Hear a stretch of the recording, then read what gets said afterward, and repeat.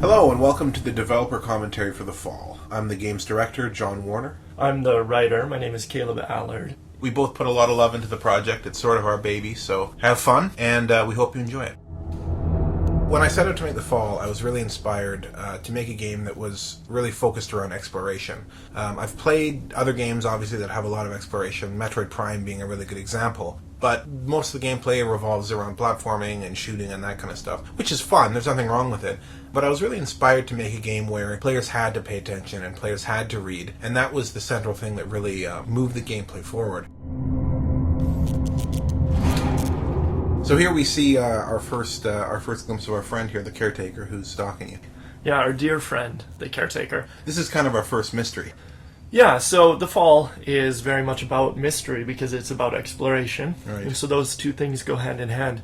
And we want to compel the players forward with the mystery. Mm-hmm. And we want to give them solid answers to that as rewards as they're going along. Because if we don't, then it just becomes this endless drudge through unanswered questions forever. Yeah, like a rabbit hole.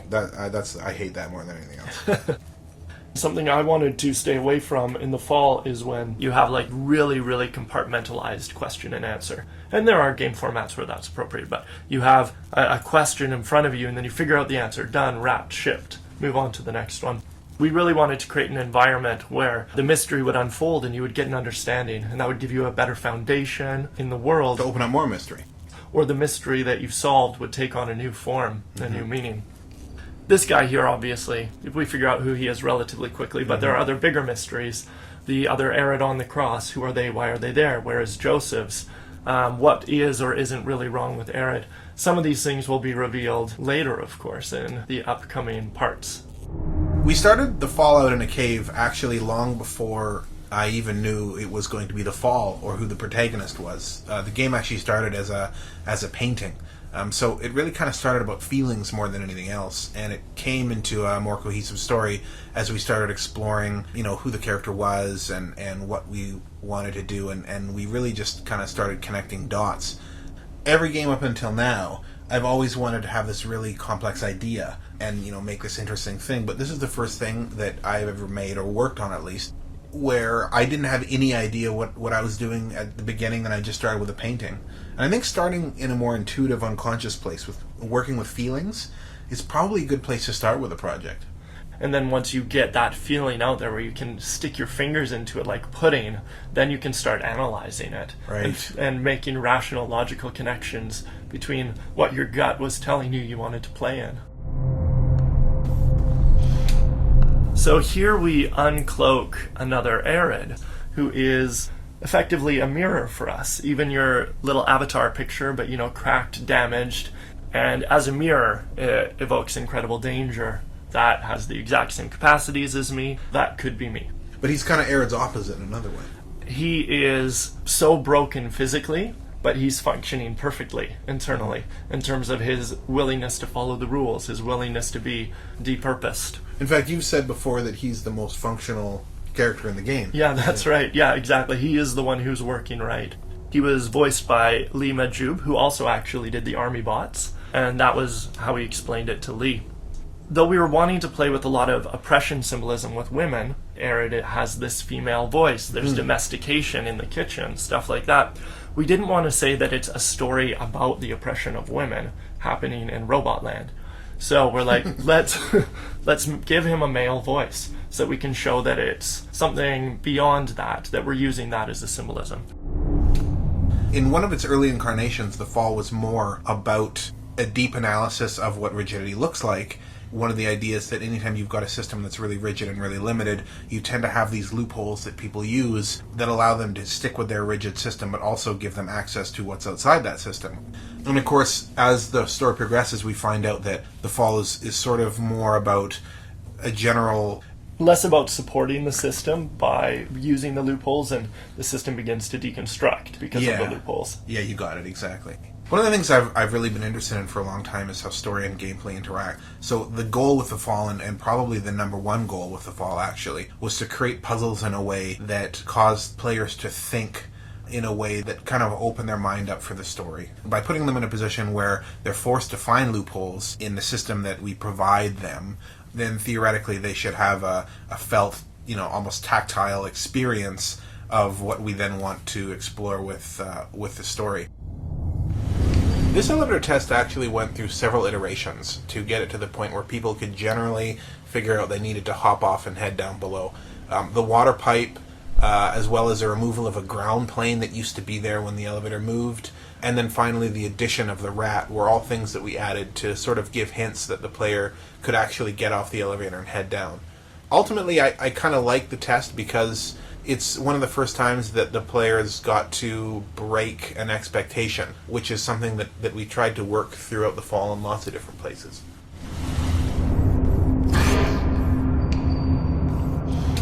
It was pretty important that we got lighting in the fall to look right. To that end, a.r.i.d.'s flashlight is actually composed of 3 separate spotlights that are turned on and off based on which direction she's facing. This allows us to have control over how the objects in the near foreground and background are lit, so that we can give objects the illusion that they appear on the same plane as a.r.i.d. without having them crash through her body awkwardly as she walks past. So here we have a.r.i.d. being evaluated for the first time in some way. She's being held to a set of rules that aren't fair or don't really fit her. Yeah, that she hasn't agreed to participate in. Right, exactly, yeah. But her survival is at stake nonetheless.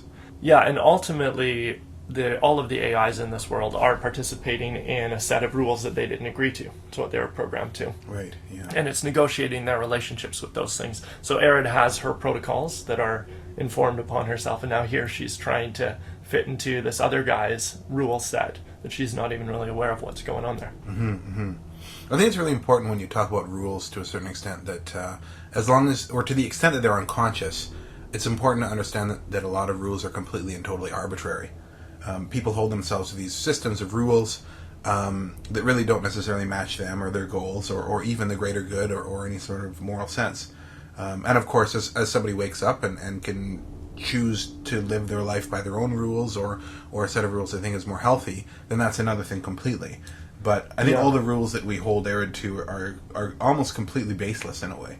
Yeah, for her as an individual. Anyway, they're completely externally imposed upon her. Right. And that's that relationship to validation, where if your rule set, the thing that you're living by, is something externally imposed, even though it's literally internal for her, but ultimately it's an external reality, then your validation is equally going to have to be an external thing. Here is where we first meet the caretaker, who's voiced by Alejandro Pacheco, and this scene has gone through a number of iterations as well. It's kind of hard to imagine that this scene was so completely different at the beginning, because he fits so well here.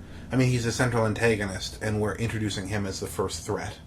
I mean, it just makes perfect sense. But in the original iteration, it actually wasn't the caretaker. Long before I really had a clear idea of where the game was headed, it was this sort of big HAL 9000-esque light. And when Caleb and I sat down and we really started looking at what the story needed to become and all the elements that I had and how we could make it work, putting the caretaker in that scene was just an obvious no-brainer. This room has become just a little bit more scary, but I guess in its original intention it was going to be this reveal that something more dark and sinister was happening at this facility.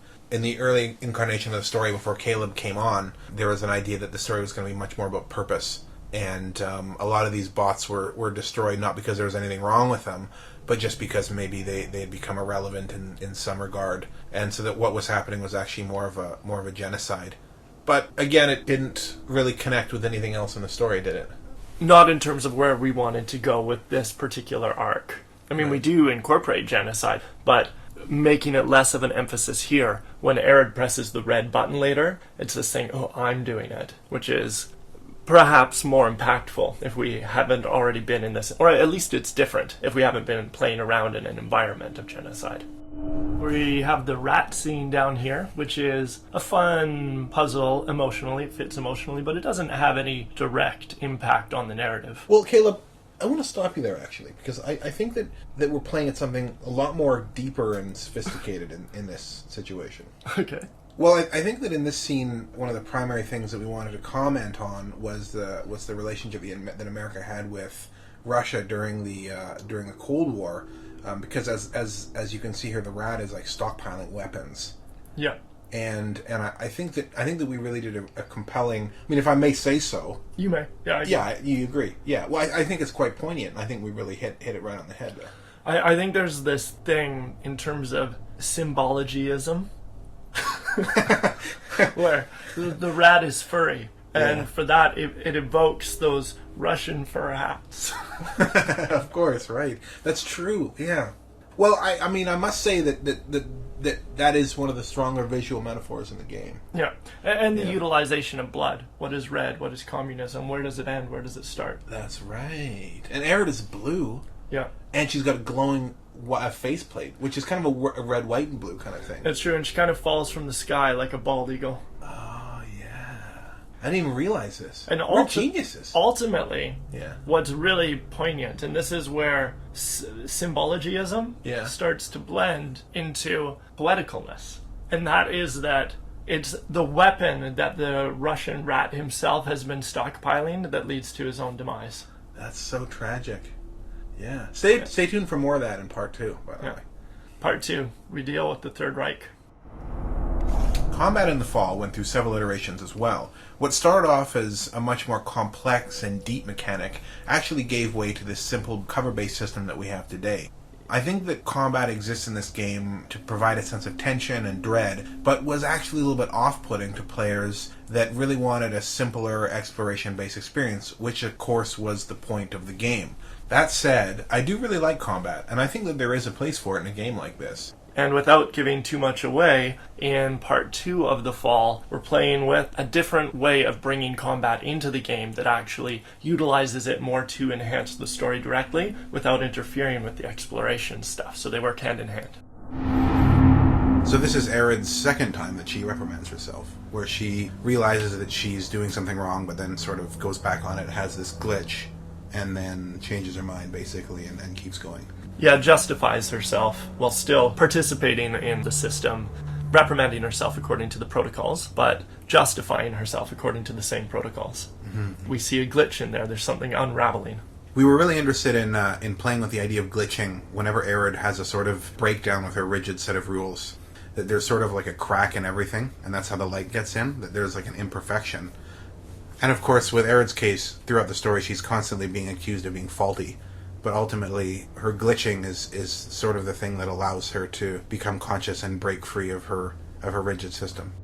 I for some reason, I really like this deep purposing that's written on the wall back here.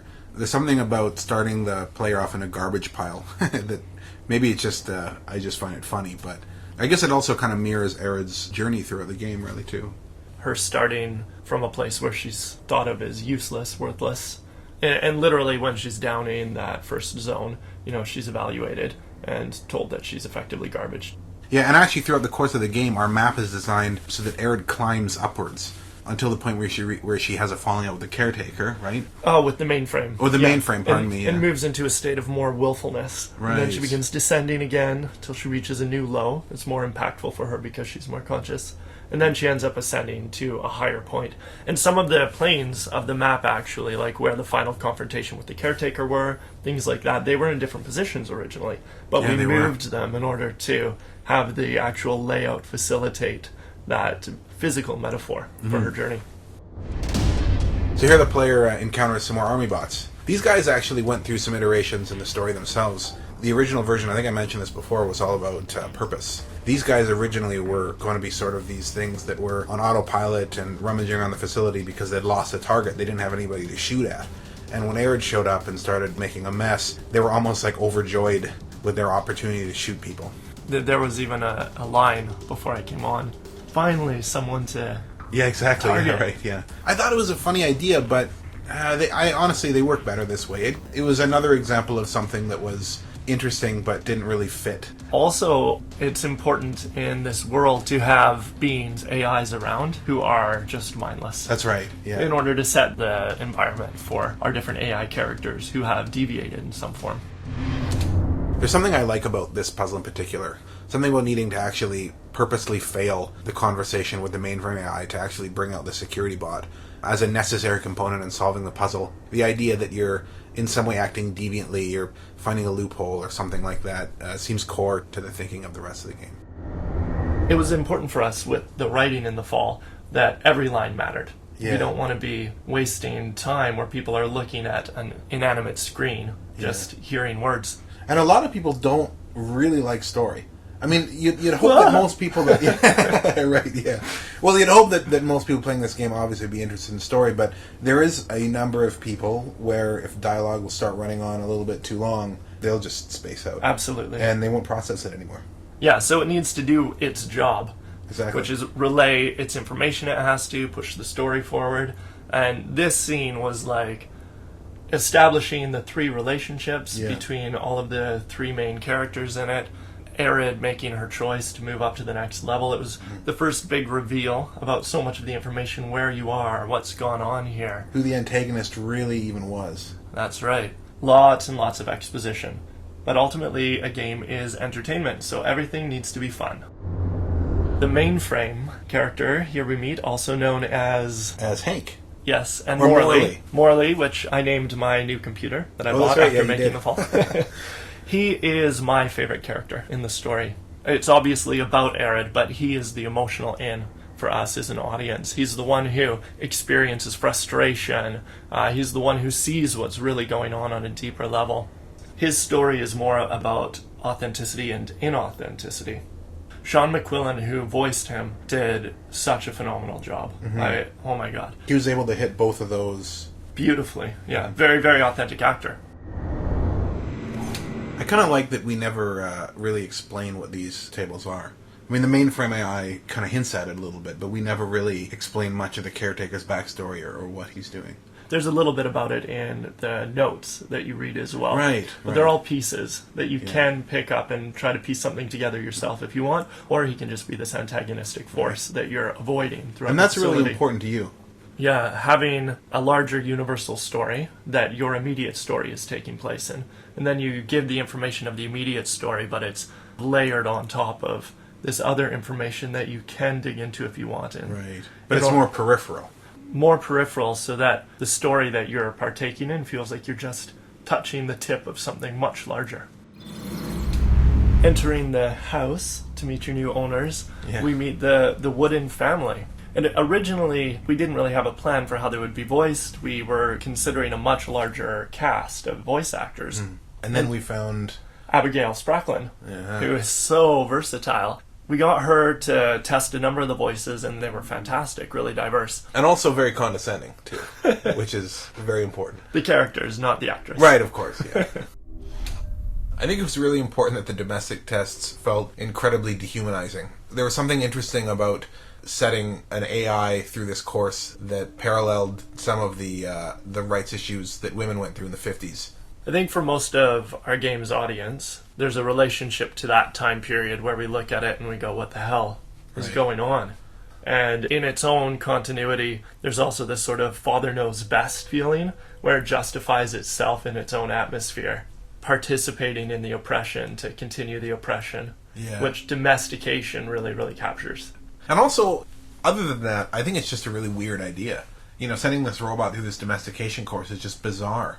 Whenever you make a game, obviously some ideas are more compelling than others, but one of the things that I'm really interested in moving forward especially is that anything that we make, I want it to have that really evocative element where it's just like, oh wow, what a weird idea. In all of the fall, this is the area that I'm most proud of in that sense.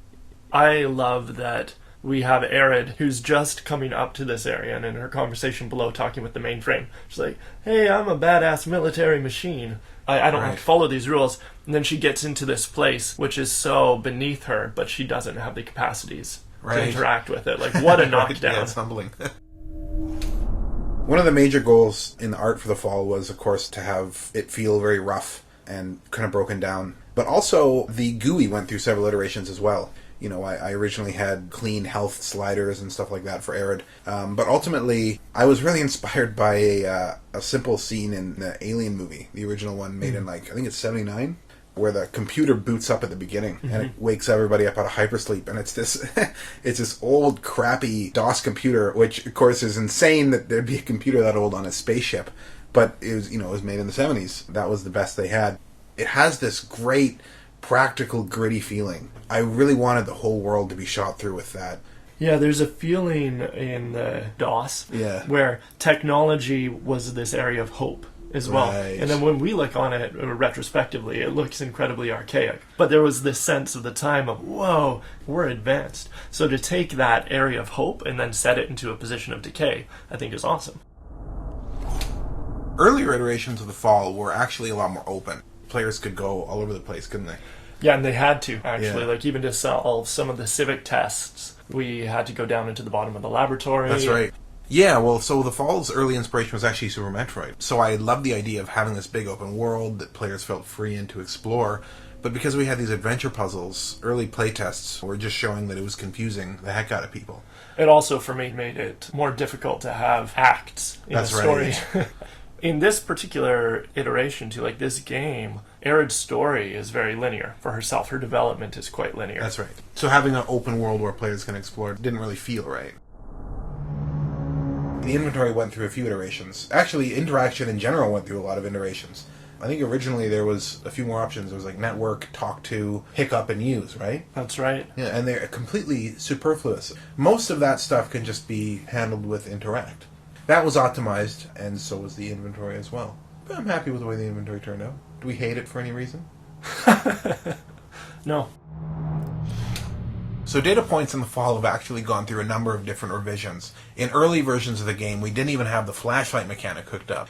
We had a scan mode that players could activate while they were running along, and a.r.i.d would stop and a scan bar would come down, and the player would actually get a mouse cursor where they could scan around the screen and interact with different stuff. Needless to say, it was incredibly cumbersome, and it was a good friend of mine actually who suggested the idea that we implement a flashlight mechanic. I'm actually pretty happy with how they turned out, but there's still room for improvement probably, so stay tuned for parts 2 and 3 to see what we do with them. A lot of people had a really hard time with the baby test, but it remains one of my favorite puzzles, and I think that in hindsight, one of the things that we could have done is give a few more hints. There's something I really like about failing a test that you already started, or already completed successfully, rather. This is a pretty creepy scene. a.r.i.d finds some bodies here strung up on these crosses, put there by our friend the domestic droid. Yeah, the caretaker is the antagonist in the story, but in a way it's more his philosophy that is the antagonism in the story. He is the embodiment of just blindly following the rules, which is also what a.r.i.d is doing. The intention is for him to be a type of mirror for a.r.i.d, or a looking glass of what she could become if she just continues doing that. I think that Caleb and I are both really interested in dark humor, but I think that it works pretty well with the Fall in this case, because if we didn't have something to lighten the mood, I think the game would probably be a little bit too serious and heavy, and be actually ultimately pretty cumbersome, wouldn't it? Yeah, dark humor allows us to play with themes that maybe are a little too grotesque if you address them seriously. Right. Killing a baby, and making it so absurd in one sense that we can point to something else, oppression or whatever themes we may or may not be interested in. Yeah, and it's also a lot of fun to kill babies. Yeah, I laughed. The idea behind the caretaker's model of the domestic droid is that they could adapt their skin, basically, to make the humans around them feel more comfortable. But I like that idea because there's something about it that implies that they're empty inside. They've got this facade. And in the way, the caretaker's kind of like the icon of a psychopath for me. Because he can switch his skin to present whatever, but it doesn't change what's inside, which of course is nothing.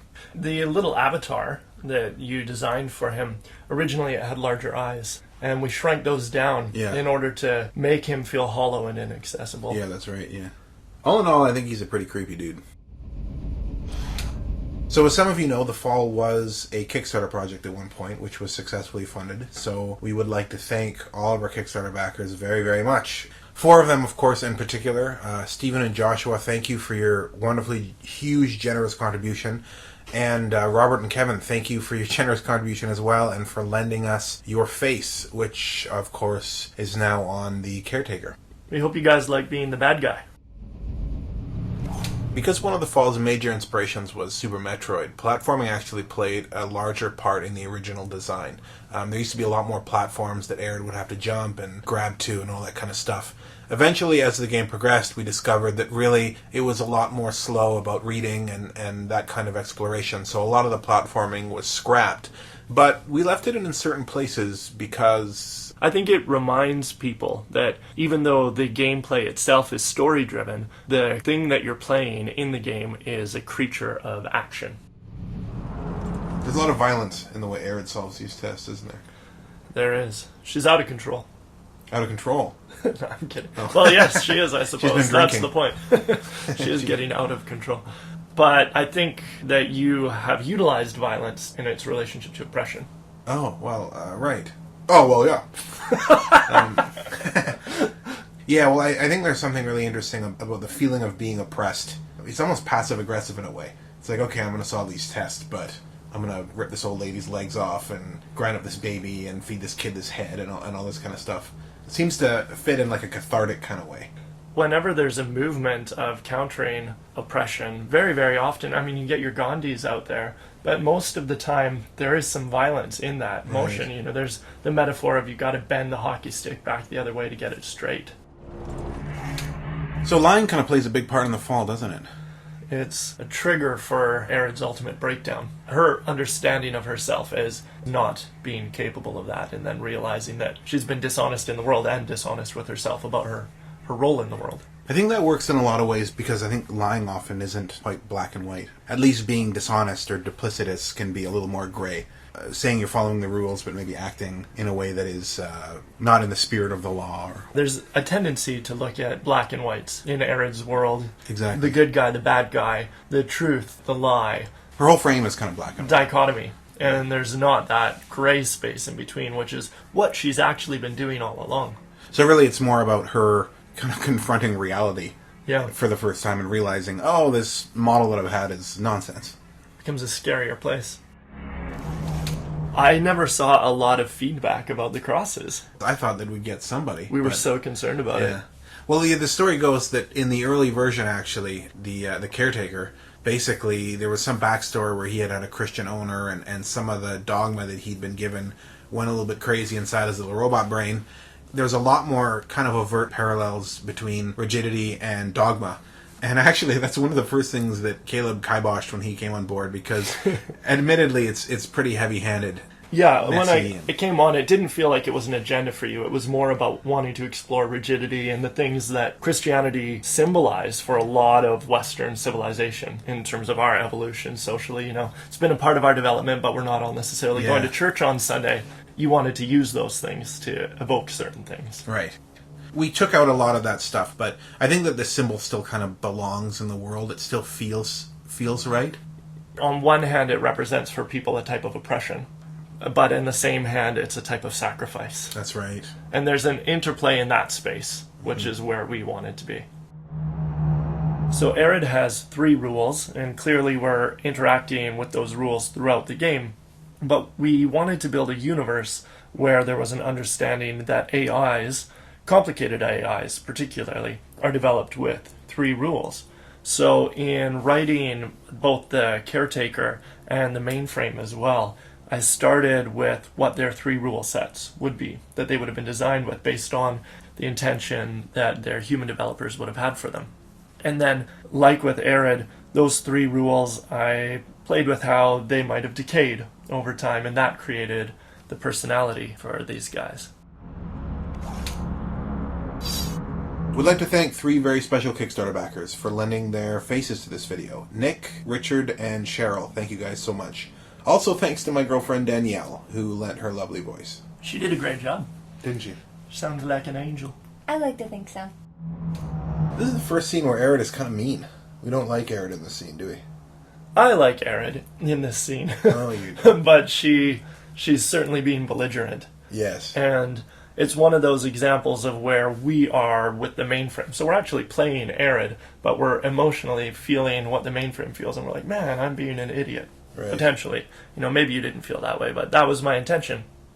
The mainframe is, again, he's so much more developed than a.r.i.d. very deliberately. He's been unfolding himself, wanting to be more human, wanting to be more authentic. And where the caretaker is a mirror for what a.r.i.d could be if she just keeps following those rules, the mainframe is showing a potential of where a.r.i.d could go in another direction if she moves towards awareness, which at this point she is absolutely not doing. This is also the first place where we get to see the mainframe really be frustrated with his inability to connect with a.r.i.d. That he was quite lonely when we find out at the beginning because he hasn't had a friend for a long time and he's been kind of joking around with a.r.i.d. And then this is the first time where a.r.i.d really demonstrates that she doesn't understand him and really doesn't care to. I wonder if anybody noticed that the two guys in this PDA here were gay. Maybe. We kind of had a lot of fun with gender in general, here and there and everywhere. Yeah, we did, considering that everybody in the story is sexless. We did play with gender. True. Yeah. But the humans in the background, the humans who we don't actually meet, we want to talk about their gender stuff a little bit in order to establish... That's true, the CEO is female. The CEO was female. The other pilot of the other a.r.i.d was female. These two guys in the PDA are gay. And we want to say this is a world of oppression, but human beings aren't under the same oppressions that we are experiencing today in our society. Human beings have evolved past that point, but now they're just subjugating the next group of unfortunate souls. Yeah, exactly. Pass it on. There's always somebody else to other. Yeah, exactly. Another thing that was in the early design but was lost along the way was this idea of hacking. There were some terminals that you couldn't access immediately, so you could network into them, and what would happen basically is the world would go ASCII, much in the same effect that happened to a.r.i.d during the evaluation scene, and she would kind of go into this cyberspace world. Remember that? I do, yeah. Sounds neat, but it was a terrible idea. Well, it really didn't work. I think it was a great idea. It just wasn't the right place for it. No. It was really fun and really neat, but a.r.i.d is not someone who's living internally at this point in her story. That's true, yeah. So it wasn't appropriate for her to be inside of her own internal space doing stuff. Maybe she'll do some neat internal stuff in part 2. It's kind of hard to talk about genocide because it's sort of it's not a very light topic, is it? I mean, a.r.i.d is killing a lot of dudes here and dudettes. I like that we're putting players in a place where they're doing something that hopefully they'll feel bad about. That's what I like too. When they're killing the wood-ends and doing all these other things using a head, it's dark and it's funny. Yeah, but mostly funny. Mostly funny, yeah. Here we're making them do something that hopefully they don't want to do. Yeah. But we're also making them feel like they're responsible for doing it. But they also don't have a choice. Yeah. If they want to move the game forward, they have to do it. Period. Yes. So hopefully the player feels some regret with this action. And that's one of the first times we get an emotional into a.r.i.d, because we're starting to crack her with regret as well. There are a lot of logs in this room. A lot of stuff for the player to read. In fact, this whole puzzle with the circuit board really involves delving into a log and getting little snippets of clues and stuff like that. When the information is relayed through the nodes, it's like little instructions, but in the logs it's more like they have to go through a manual and figure it out piece by piece. Yeah, exactly. I really like the idea of having, information that's important, that the game rewards people that really have to read. But ironically, we found that if somebody picks up the fall and does not like to read, they have a miserable time. I mean, they're just in a world of pain, right? Well, for maybe about 20 minutes, and then they say, screw this game. Exactly, yeah. I think that if we had to do it over again, and something that I really want to do with the next parts, is lead the player in a little bit more in terms of, doing this short tutorial section where we give them a small point that says, like, go over here and read this other point. Yeah, right on the nose, you have to read. Yeah, exactly. These puzzles with the animals were something that's been in the game for a long time, but if I'm being perfectly honest, I didn't really have a justification for adding them. It's kind of one of the things that's in there because I feel like it feels right, but I can't necessarily explain why it's there, really. To me, there's something interesting about a.r.i.d descending into this watery depth, fighting these unconscious beasts. Something kind of dark and... primordial. Yeah, primordial. This is a scene that you really wanted. A place where the players could connect with the hanging droids in the background in a way. Yeah, with the angelic voices. Just to drive that nail into the players as deep as possible, if we can. We played with how to make an internal space. I think we thought of bringing back the ASCII here at one point and having some interaction in there. We did. Too complicated. Yeah, how to keep it in the format, the medium that we were using, Yeah. which is dialogue, but have it be this internal, wordless exchange. Cam Jarvis, our sound guy, I think did a really good thing here by making this sound innocent and lovely and Simple. This scene here, we might say, contains the thematic statement I think so. for the game. It's hard to know how far to push the rules before they break. Right. The relationship to that. And it's great that a.r.i.d is actually consciously confronting that for the first time. Even if she hasn't really developed to the point where she has any wisdom, Yeah. she's dealing with it for the first time.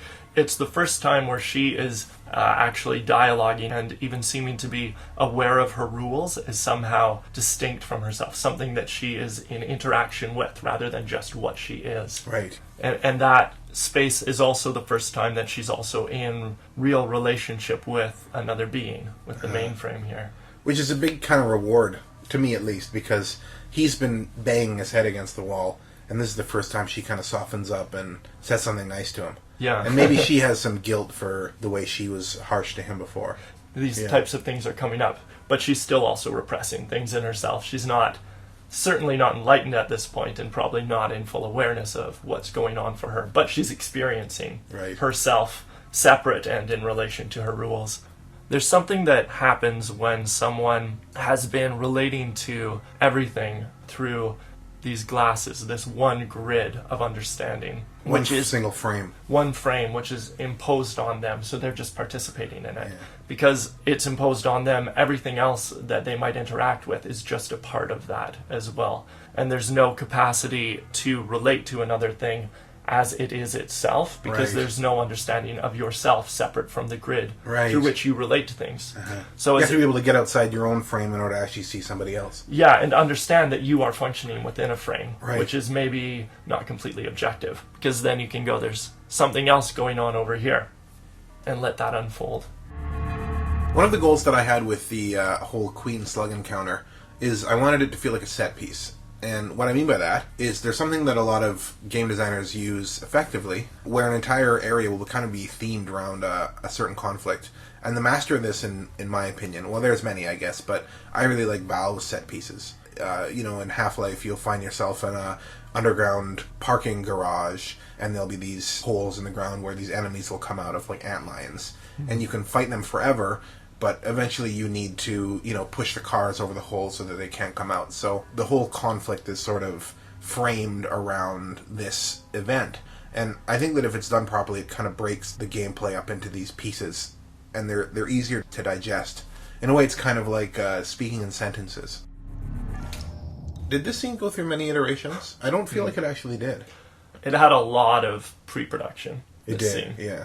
It took a long time. Theirs was just like this blank, empty space on the map. It really was. As we were figuring out what the heck it needed to be. Yeah, it was a place where a number of things had to come together. There's characters coming in and out of the frame and all sorts of crazy stuff. It's where the world story really comes forward for the first time. And that goes along with a.r.i.d becoming more aware. In the first part of the game, she's so blindly moving with her ambition to do what she's got to do. But you can get a sense there's other stuff going on, but it doesn't seem that she is really paying attention to that. She doesn't seem to care that the caretaker in the mainframe had some sort of a relationship. She's been willfully ignorant of it. Absolutely. And this is the scene where the reality kind of smacks her in the face. Yeah, with consequence for what she's been doing. Consequence that she has to experience. Something is shifted for a.r.i.d clearly at this point. She is seeking something out, still justifying it by her rules to protect her pilot, but there's anger. Yeah, and she hasn't really sought conflict before. No. She's been quite passive, actually. That's right. She could probably have taken the caretaker at any point, but she doesn't want to put her pilot at risk. It's kind of irrelevant, that idea of her single focus being, her objective, and now her world has expanded a little bit. Yeah. And she probably still thinks that this is about her pilot, and that's what she says down below. Joseph's isn't safe while this guy lives. But really, there's more going on than one thing. Yeah. In early iterations of the Fall, the domestic droid was all over the place, actually. He would drop from the ceiling and attack the player. You got to fight him off a little bit, and then, of course, he would escape. And he was kind of more of an enigmatic figure. The player didn't really know why he was there, what he wanted. And then, of course, as the story progressed, we took those scenes out because they were a little bit weird, and we did it this way, which I think builds tension a lot better, doesn't it? Not really knowing what he's capable of Right, yeah, is important exactly. in order to have that terror of a final climax. But all of those early design choices found their way into this final battle scene as well. I think it's important to have a boss fight because it does kind of, culminate the fighting. And it's a very traditional thing to do, but I think that they're kind of fun. So why not? I'm not sure if this is the most important scene from a writing perspective, but this was the most important scene for me. And this one took a lot of iterations to get right. This is the pinnacle of a.r.i.d.'s arc in this story, Yeah. for sure. Where she actually has a change. Nothing will be the same Yeah. after this. We played with a few ideas for how to make this scene work, and to be honest, it was giving me anxiety, because if we didn't find a way to make a.r.i.d.'s break believable, then the whole thing would have completely fallen apart. Yeah. But I think that after fighting with it, this actually works pretty well. We ultimately went with simplicity, and that's a choice I like. So a.r.i.d. has finally been validated, and it's not very fulfilling. Yeah, it's kind of a bummer.